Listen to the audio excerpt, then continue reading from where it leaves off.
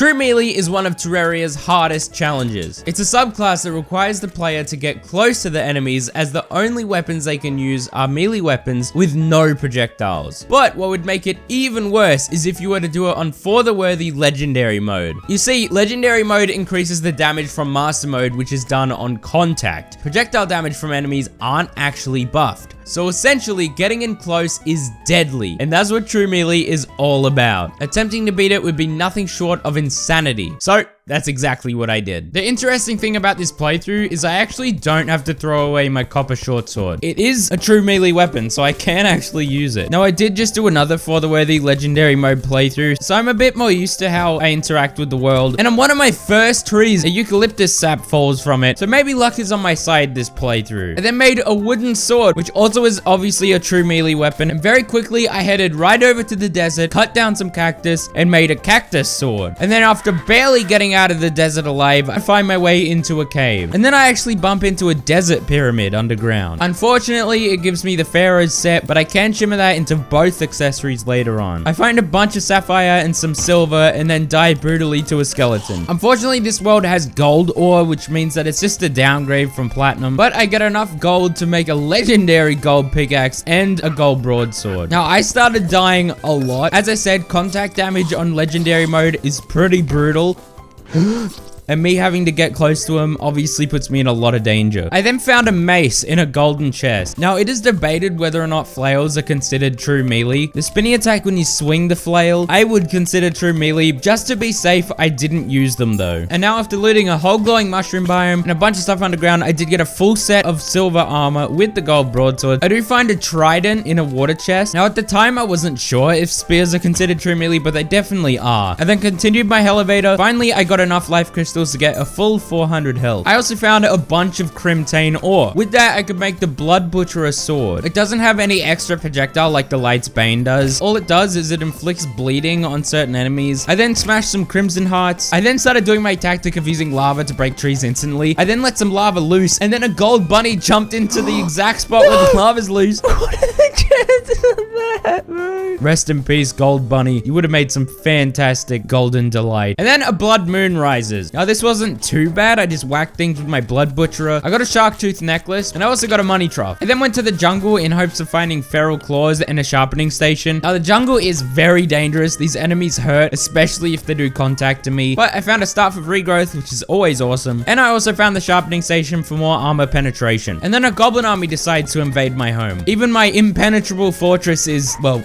penetrable. Now, I died a lot, and I mean a lot. Turns out throwing yourself at the goblins is not a great tactic. Kind of sick of it. I dropped down some lava so that they'd kill themselves, but that didn't work amazingly because a bunch of goblin sorcerers were hogging the spawn rates. But one graveyard biome later, I eventually defeated the goblin army, and also it's another blood moon. I then expanded my base, went deep underground to find the goblin tinkerer, and then I went into the underground desert. I found some Dune Rider boots, an ancient chisel, which is always helpful, and also you can't forget about the bar statue. With the magic conch, I went straight to the ocean and dug down, couldn't find anything, dug down in a different location, and eventually found the shimmer. With the shimmer, I made an aether monolith, an ambrosia, a vital crystal, and I threw in the Pharaoh's vanity set for the sandstorm in a bottle and flying carpet. And I came home to raining slime. So I set up a platform to kill these slimes, and eventually the massive king slime spawned. He is massive, and I'm true melee. I have to get close to him and not get hit. He spawned on me and took a bunch of my health away, and then he spawned on me again and double comboed me until I died. Then when I was in a new glowing mushroom biome, there was an infinite skeleton spawner. So there was an army of the undead after me. Needless to say, I was terrified, but my trident absolutely melted them. But I was down here at the low cavern layers where the lava is in search of one thing, and that was the lava charm. Now you might be thinking, oh, the lava charm, he wants to make Terra Spark boots. What a silly use of the lava charm. Who would ever use it for that? I quickly found it in a chest. It really took no time at all to find it. I'm super lucky in this scenario. But I went right to the aether biome, chucked it in the shimmer to make the magma stone. And this is the only way that I can inflict a debuff, and the fire debuff is pretty good. And after fishing with a bunch of buffs ready, I buff up, and as soon as I do, a blood moon rises again. But I said, you know what? I don't care. I'm gonna spawn in the Eye of Cthulhu anyway. So hopefully with our fire and blood butcherer, we will be able to defeat it. We do have a good amount of defense here. Endurance potion, iron skin, bar statue, full gold armor, and warding accessories. It should be a walk in the park. And on master mode, I'd take like no no damage, but in Legendary mode, I'm taking like 20 damage. Obviously, the Eye of Cthulhu is a complete contact boss. It has no projectiles, but yet I really don't take any damage from it. I can afford to kind of tank some hits. As it goes into second phase, I get a bunch of hits off, and for some reason, when the Eye of Cthulhu is in second phase, it does less damage, so I could really just tank it, especially since the Servants of the Eye drop hearts, and I could kill the Servants of the Eye in one shot from my Blood Butcherer. And just like that, the Eye of Cthulhu has easily been defeated. I'm basically full health. I then fought it a few more times, just hoping to get some money and maybe a better reforge on my Shield of Cthulhu, because I actually can use the Shield of Cthulhu in this playthrough. Usually I'm a bit of a stickler for not using it, but it is true melee. It actually is a melee weapon. I then started making a nice house in the jungle, and then a slime staff drops from a blue slime. It's just another testament to how lucky I am this playthrough. Now, one of the reasons I actually broke the Crimson Hearts earlier on was to hopefully get the Rotted Fork, but I didn't get it, and I didn't want to spawn the Brain of Cthulhu early, but I did get a Crimson Crate, which luckily contains the Rotted Fork inside of it. Now, the Rotted Fork is a nice spear. It does have a little bit of aura, but it's still considered true melee. I then opened up the Underground Crimson, and then spawned in the Brain of Cthulhu. Now, this fight is kind of crazy. It is not easy. The contact damage with the creepers isn't too bad, but if I get hit by the Brain itself, it really hurt. I got stuck in a corner, which really messed me up, and then I got hit directly by the Brain a couple times, and then again, so things are looking really bad. I've killed a few creepers here. I got caught on a tiny little ledge that I missed, which ended up getting me killed. But I went back and harvested the tissue samples that dropped. So with the Deathbringer pickaxe, I headed right into hell, used an obsidian skin potion, and started digging some hellstone. Now I can make a massive upgrade in my kit. I can go straight to the final melee set of molten armor with a volcano sword. I quickly got it legendary, and then slime started to rain again. He wants a rematch, and a rematch I'll give him. The volcano is absolutely obliterating all the slimes that come near me. It's so satisfying to hit them with. Then the king slime spawned. Now I wanted to keep on the outside of the king slime, make sure I'm not getting hit. He is massive, so it's a bit difficult. I tried hitting it on the backswing, but it's really hard to judge because it's so massive. It hits me twice, which actually destroys me, even though I have full molten armor. So then I decided to switch to the Rotted Fork. Hopefully I can keep on the outside now, do some damage, and then stay away from it. Eventually I'm at enough health that I decided to go back in with the volcano, but I quickly lost a bunch of health again, so I switched back, and this fight was really long, not too special. The king slime does get smaller as I do damage, and eventually he gets to the point where I finish him off with the volcano. And now with this massive new kit, I should easily be able to defeat the Brain of Cthulhu. I spawn it again, start whacking the creepers with the volcano. I then get hit by the Brain itself, and it does a surprisingly large amount of damage. It then teleports into me again. I'm also racking up debuffs from the creepers, which is not helping, but there's not many creepers left now, but that also means that they're kind of hard to kill because they're kind of sporadic and hard to hit, but I do finish off the last three in one foul strike, and now I'm upside down, and the Brain is after me, and this is where it all flies out the window. I get hit twice, and I'm almost dead. The volcano is not going to do enough knockback to keep it at bay, and I die very quickly. I then realized something. I can fight the Brain of Cthulhu on the surface. For some reason, this like never occurred to me, and I don't think there's a downside, but I did make sure to make a roof so I don't just fly off into oblivion. And I decided this time to go for the Rotted Fork approach, try and stay on the outside more. I am sacrificing a lot of DPS, but hopefully I'm getting a bit more survivability. And after quite a while of poking, finally all the creepers are defeated, and now I'm upside down and it's just the Brain. Now the issue here is I need to identify the right Brain pretty quickly or I'm boned. The Brains kept divulging onto me, doing massive damage to me. I was down to under 100 health, which basically means if I get hit once, I'm dead. I then started getting a rhythm on it, dashing when it was coming into me to get it further away from me. But then I went out of the Crimson, and the Brain of Cthulhu started to descend and despawn. So I panicked. I went up to bring it back.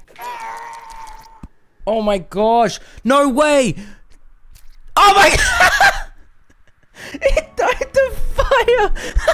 What? I then had to go and find its treasure bag and the relic, and just like that, we've defeated the third boss. I wasn't worried for a second. I then went and found the angler, decided to do a fishing quest because I'm just a gamer like that. I'm not afraid to admit it anymore. The angler is actually pretty helpful. And while I was at it, I got some damselfish as well. With that, I could make calming potions, which will make the construction of the Queen Bee Arena much better. That and a peace candle helped tremendously. Eventually, I'd cleared out a pretty big area for her. I did make this right on a beehive, but this beehive didn't didn't even spawn with a queen bee larvae, but at least I can fish for some honey fins. So I gathered the materials to make an abomination and spawned her in. Now the queen bee is gonna be a little difficult, although when she's in a bee spawning phase, you can hit her quite a bit, and the volcano kind of shreds her in that section. Apart from that, I can't do much damage, but when I can, it's big damage. She also does a lot of damage to me. The contact damage is kind of insane. I did find a bazaar, so there is no poison damage at least, and the little bees do drop hearts occasionally. The feather fall potion helps quite a bit. To be able to hit her a bunch, I can basically hover and just whack her. I do start to get pretty low at the end, but for the second boss in a row, she dies to the fire that lingers from my true melee attack. Now there's not a whole lot I could have wanted from the queen bee. The main thing I wanted was the witch doctor for flasks. She does drop the beekeeper, which technically could be considered a true melee weapon. It does spawn bees on attack, but personally I do consider weapons that spawn projectiles on a true melee hit a true melee weapon. But the volcano slaps anyway, so I'm not really gonna grind for it. I then dug up a meteorite and made a red phase blade. Now this weapon is getting reworked in 1.4.5. At the moment, it's not great. For the stage it's at, I mean, the volcano slaps harder than it. I then made a big arena for Skeletron, used a Red's potion, and I spawned in the curse of the old man. Now Skeletron's a little tricky. The volcano does destroy his hands pretty quickly, but Skeletron, at least in the first phase, is completely contact damage. I tried using the phase blade and it wasn't bad, but the volcano just slaps like a truck. The hands are pretty low here, but I was a bit too focused on getting the honey buff on myself that I went straight into Skeletron's spinning head, which does massive damage in any mode, but especially in legendary mode. And Skeletron just launches himself at me and one-shots me. I spawned Skeletron back in. This time it's going very well. I destroy one of his hands very quickly, but one is still left. I do want to destroy that hand pretty quickly so that I can lower Skeletron's defense. Eventually I do, and now it's a game of dodging the Darkcaster's bolts, which are pretty dangerous, and also dodging Skeletron's homing skeleton and his rapidly spinning head. When I was playing Summoner only, these Darkcasters were not a problem at all. They were not even shooting at me. They were stun locked. But on true melee, I have to literally go up to them to kill them, which is not easy. But the good news is that when Skeletron's spinning his skull, I can get quite a few hits on him and do a good amount of damage. So my main strategy here was to kind of ignore Skeletron until he started doing the spinning attack. I'd kill the Darkcasters while he's shooting his homing skulls at me, and then do a lot of damage while he's spinning at me. And it was working pretty dang well. The Darkcasters actually don't do a ton of damage to me if they do end up hitting me. And I mean, with the honey buff, my regeneration is really quick. Luckily, I do dodge a head spin from Skeletron, which would have done a lot of damage to me. I continue using the backswing of the volcano to do lots of damage to Skeletron. Obviously, it's a little dangerous because if I back up just too much, I'll go into Skeletron and basically instantly die. I get comboed a bit and I'm at around 100 health, and just like that, Skeletron is down. So all in all, wasn't that hard. And now I can jump right into the dungeon. In here, I found an alchemy station pretty quickly. I unbound the mechanic, and eventually I found a chest with a Muramasa in it. Now the Muramasa is true melee. It does do this magic attack effect, but I'm not even gonna use it. What I'm really gonna use is the Knight's Edge. Now the Knight's Edge is debatably a true melee weapon. It has an aura and a little extended magical aura, but personally I'd consider it true melee. You do have to get pretty close to use it. Now the problem I had was reforging. I wanted to get it legendary, but I used all my money on getting it to superior, and I couldn't use the shimmer method because I didn't have a nearby crimson altar to craft it. So I went on this massive quest to try and find a way to shimmer the weapon, then quickly craft it at a crimson altar, then go back to the shimmer and do it again. So what I eventually decided to do, like an hour later, was check the snow biome to hopefully find a crimson altar in the middle of it. Eventually I did in some random cave. Then I made some underground snow houses, put the goblin tinkerer and the mechanic in it, created a snow pylon, and now I can go to the shimmer my Knight's Edge, teleport back to the ice pylon, craft the Knight's Edge, then shimmer it again, and eventually I crafted it into a legendary Knight's Edge. And then another blood moon rises. But instead of fighting the blood moon, I decided to use wiring to constantly spawn the imps to get a bunch of imp banners. So then I headed straight to hell and got to work on my funnel. This was pretty annoying because there was a lot of things in the way. I did manage to get a dark lance though in a shadow chest, which is our other true melee weapon. And then after like an hour of building the funnel with a minecart and the imp banners scattered throughout, I spawned in the wall of flesh. Now with the dart trap cycling, hopefully most of the fire imps will be stun locked and not able to hit me. The ones that spawn above and below the funnel will be able to shoot me, but the fire imp banners should mitigate the damage that hits. And I get to work just whacking the wall. The Knight's Edge is basically decimating this thing. It is losing health so quickly. This is way more damage than Summoner did. I'm absolutely shredding it. It is like no problem here. I'm barely barely getting hit. And I mean, there's nothing else to say, really. I didn't take any contact damage from the wall, and just like that, with a lot more of the funnel left, the wall of flesh has been defeated, and now we're officially in hard mode. So, as a celebration, I decided to fight it again. And while we're doing this fight, I'd like to ask you guys to subscribe. We're getting quite close to 100k now. It's a lifetime dream of mine, and you guys can make it happen. And I killed the wall of flesh, but it also contact hit me for 300 damage, and I died instantly. I guess you can call that an eye for an eye, or an eye for an eye and a mouth. I then went to the ice pylon to reforge my warrior emblem, and then an ice tortoise flung itself at me. So I decided I'll kill it. Maybe it'll drop a frozen turtle shell. What? It dropped a frozen turtle shell. And I got the breaker blade from the treasure bag from the second wall of flesh kill. The breaker blade isn't amazing. Honestly, the Knight's Edge is better. I then smashed a bunch of crimson altars, and I diggy holed my way to titanium. What the frig? Are you kidding? Also, with just some crystals, I was able to upgrade my phase blade into a phase saber. Where'd all my health go? Who knows? Oh, I don't know. Drive-by shoot. Are you kidding me? I then made a full set of titanium armor and a titanium sword. The titanium sword isn't anything special. It's basically like a regular broadsword, just pretty big. And I also made the titanium trident, which is also just complete true melee, but it has a bit more range than the sword. I then made a mimic farm for money and mimic drops, and I killed a couple wyverns. Now, this wasn't super easy as true melee. He does hurt a lot, but I got the rhythm down, and so I made some fairy wings, which are obviously the best set of wings a man could hope for. I went down into the Crimson to farm a bunch of Souls of Night because there was one thing I wanted, and that was Crimson Mimics to get the Fetid Bagnax and hopefully some Flesh Knuckles. But the enemies down here freaking hurt.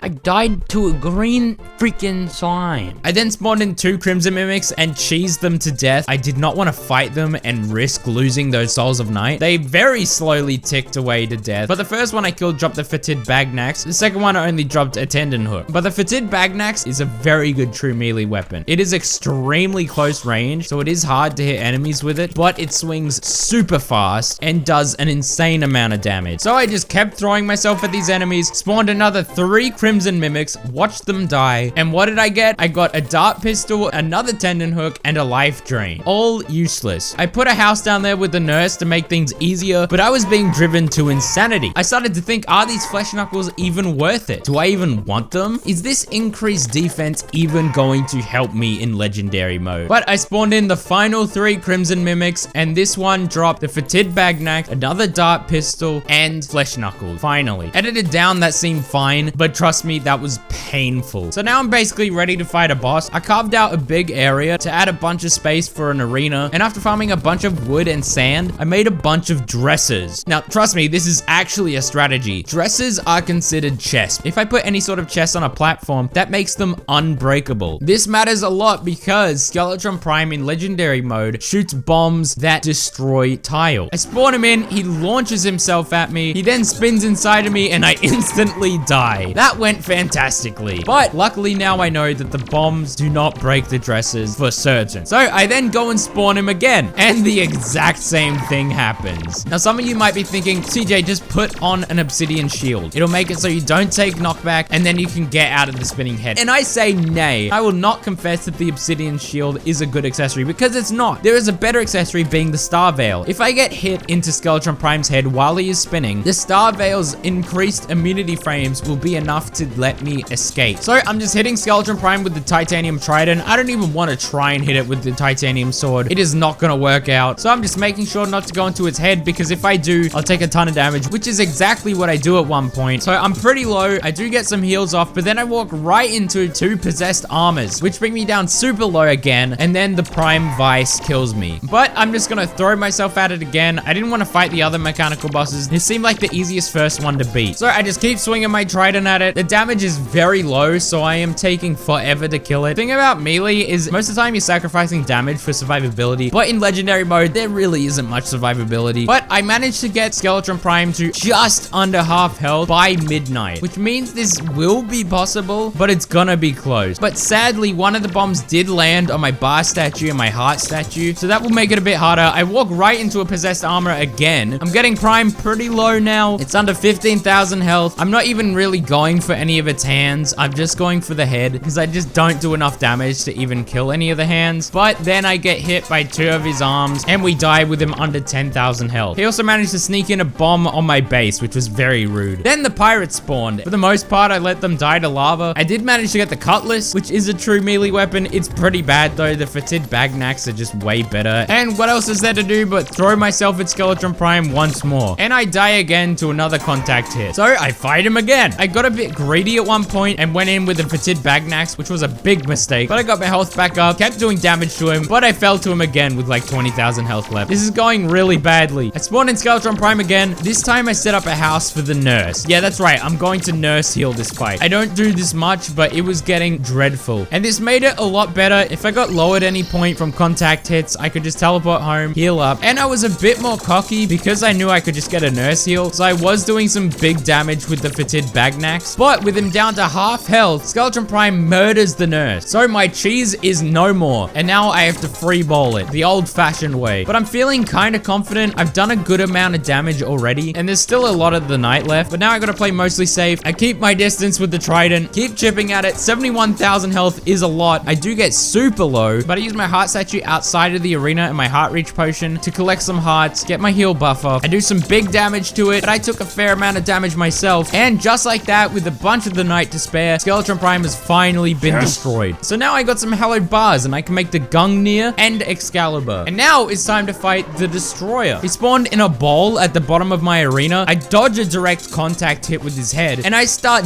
decimating the bowl at the bottom of the arena with my Gungnir. I got him down to 30,000 health out of 200,000 instantly. But I was so focused on the massive amount of probes that spawned that I wasn't focused on where the Destroyer was. So he launched himself at me and his head directly hit me and did 467 damage. So now with the knowledge that the Gungnir absolutely decimates a bowled up Destroyer, I spawned him again, went into the bowl and absolutely destroyed most of its health. I could have done more damage, but honestly I was a bit scared and the amount of probes that were on me were overwhelming and I didn't want to go too hard on it and get hit by the Destroyer's head. But even without decimating it in a bowl, the Gungnir does good damage to the Destroyer. It was melting him pretty quickly. I also pulled out my Excalibur, which was also doing good damage to the Destroyer. And just like that, it was defeated. So now knowing that I can kill it this quickly, I do need some extra hallowed bars to make hallowed armor. So I spawned him in again, quickly went into the bowl, and absolutely decimated him again. And that's another easy Destroyer kill. I then went and found a few life fruits, and I made an Aegis fruit for some extra defense. And then I spawned in the twins. Now the twins are the ones that I'm worried the most about. Getting close to them is very hard, especially on For the Worthy when they are smaller than they usually are. The only time I can really hit them is when they go in for the dashes, and that has a lot of contact damage. But the Gungnir can occasionally hit him on the outside. It's taking a while, and I'm mainly focusing on Spasmatism, and eventually Spasmatism goes to second phase. I'm mainly using the Excalibur here against Spasmatism when he goes in on me. It does more consistent damage than the Gungnir, but I got caught in Spasmatism's Eye Fire and quickly die. I spawned them again. After a while, get Spasmatism to second phase. I'm mainly using when he's dashing to do the most damage. I do get some nice hits off every now and then, and pretty low, I finally kill Spasmatism, and now all that's left is Retinazer. Now, Retinazer is a bit harder to hit, but then I found out if I go up with Retinazer, it positions itself just far enough that I can hit it with the Gungnir. I then get Retinazer to second phase, and it's a bit harder to hit him. I can basically only hit him with the Gungnir at this point. He positions himself just far enough away from me. I can fall down, then go directly up and hit him with the Excalibur, which was my main strategy here, along with hitting him with the Gungnir. Thanks to the magical aura they added to the Gungnir, it's just enough range to hit him. And just like that, Retinazer falls to me and the twins have been defeated. So now with my insane mining speed, I ventured straight into the underground jungle, collecting my life fruit and chlorophyte, and actually managed to get 3 turtle shells to make the turtle armor. And with the chlorophyte I gathered, I made the true Excalibur. Now the true Knight's Edge is not true melee, but true Excalibur I consider is. So we're definitely gonna use it. It is so good. I then got started on a Plantera arena. I also made a mechanical glove with all the mechanical souls, which I upgraded into a fire gauntlet, and then shimmered that and the true Excalibur to get the reforges that I wanted. I also made another mechanical glove to stack with my fire gauntlet for even extra damage and attack speed. Now with a massive Plantera arena, I spawned her in and led her up into the arena. Now first phase went about as smoothly as it always does. The true Excalibur absolutely destroys her in first phase, even with her being much bigger in For the Worthy, and the true Excalibur destroys the thorns instantly. It's a really good weapon against first phase Plantera, but then she pops into second phase, and this is where it gets much more hectic. In For the Worthy, Plantera is bigger and dashes pretty viciously, which puts me at massive risk of taking contact damage with Plantera herself, which will do insane damage to me. I get down very low. I'm now playing regen, staying away from her, hoping to get my health back up. It's my only chance of winning this, but I go right into Plantera's tentacle and die instantly. But there's nothing I can do but fight her again. So once again, I decimate her first phase, but this time I'm hoping to stay a bit more on the outside and chip away at her health. But even her tentacles are considered contact hits, so I take big damage from them as well. So I'm hoping to whittle them down so that I can go for the blows on Plantera. But again, she's kind of sporadic and dashes right towards me. But I'm keeping myself alive. This fight does not have a timer, so I can take as much time as I need to. I get hits in there every now and then, whittling her down, breaking her spirit. She gets a few hits in on me back to back, but I'm still not looking terrible. Sometimes in this fight, I have to make a quick decision on which direction I want to go, which direction will not lead me to getting hit. This fight does require a lot of quick thinking. The tentacles are the biggest obstacle, but slowly killing them made it a lot easier. There weren't that many, and it was only a matter of time until the jungle plant beast fell to me, and screams are echoing from the dungeon. So now I headed down into the post-Plantera dungeon. I made a house in here with the nurse because I knew I'm gonna die a lot, and this will save me a lot of trouble. I quickly got a black belt, so now all I really want is a tabby and a paladin's shield. There is a couple weapons I can use in here, one of them being the key brand, which I did get. I don't really like it though. It's too short range and just doesn't do enough damage. I keep farming paladins and dungeon enemies. I do get a shadow jousting lance. Now the jousting weapons are super weird. They do more damage the more momentum you have. Honestly, pretty useless and very niche. It's probably just gonna sit in my chest rotting the whole playthrough. Right? And I just kept getting black belt after black belt after black belt. It was insane. All I wanted was a single tabby. But finally, I got the tabby and a paladin dropped the paladin's shield. So now with Master Ninja gear and a frozen shield, I'm now fully equipped for the next stage. I find my way into the lizard temple. I make my way through its infinite maze. It feels like it just goes on forever. It's so large and For the Worthy, it's ridiculous. But I finally end up in the golem's little room. And I mean little. It had no space. I don't know why they keep giving me these awful rooms with nothing to work with. I then fought the torch god, which brought me down to 7 health. So honestly, one of the hardest bosses yet, but I did get the torch god's favor. I then hoik my way into the golem's room, hoik my way out, make a big area for the golem. But before we fight the golem, I have my eyes set on the horseman's blade from the pumpkin moon. And it gets to the point where a morning wood spawns. And this thing is pretty dang difficult to kill. Its fire attacks do so much damage, then it does the missile attacks, which do more damage. I can't even manage to kill one morning wood. We're still on wave 7 and the night ends. So how on earth am I ever going to get to the point where a pumpkin spawns, let alone me killing it? I then decided to create a pump system and do the weird strat of pumping a bunch of water into my arena. This is because morning woods actually don't shoot their flame attack if they're submerged in water. They still shoot the missiles, but not the fire. And then a solar eclipse spawns, so I fight it to the end. I did manage to get the butcher's chainsaw, which is a true melee weapon. It shoots out fire when you hit enemies. It's decent, but it's not that good. And now with the water submerging my arena, I spawned in the pumpkin moon, and the morning wood don't shoot the fire attack, which makes this easier, but still, they take forever to kill. But at least I got a witch's broom out of it. But then somewhere deep in my mind, I remembered something. You can use a minecart and bounce off of it constantly to build a bunch of momentum and speed to make the jousting lances do insane damage. So I dusted off my good old shadow jousting lance. I never doubted it for a second. I knew it would come in handy. And hopefully, with all this momentum and the shadow jousting lance, I can kill the morning wood quickly, especially considering they don't move around a lot and they stay grounded. And one spawns and I absolutely annihilate it. It goes from 30,000 to nothing really quick. With this cheese strategy, I can basically do the amount of damage a summoner does. And then a pumpkin spawns and I use my witch's broom to stay away from it. It really was not taking much damage. It was so hard to hit it and not take a bunch of damage myself. And I died. I got to killing a pumpkin, and before I could kill it, the night ended. So I did another pumpkin moon, a pumpkin spawned, I died. Another pumpkin spawned, I died. And then it was daytime. And death after death after death. I was starting to lose it a bit.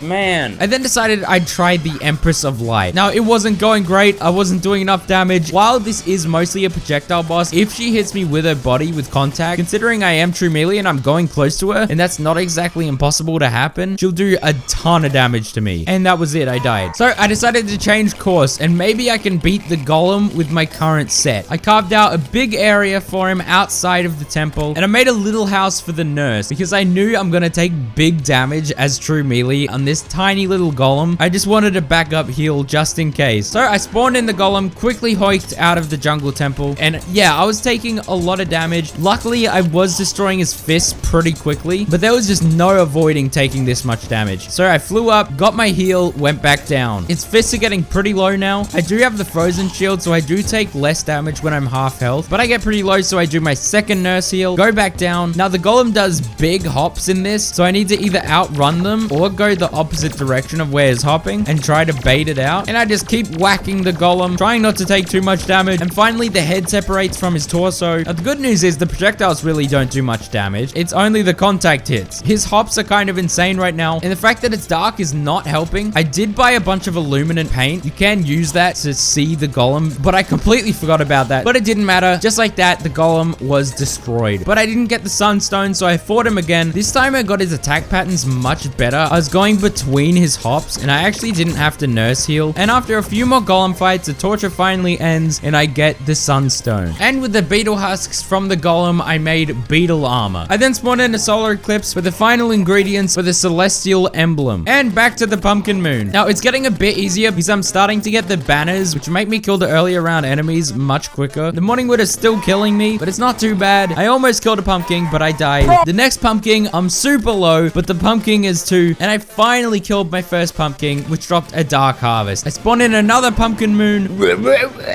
managed to kill another pumpkin, and it drops the spider egg pet. What the frick? I just killed one.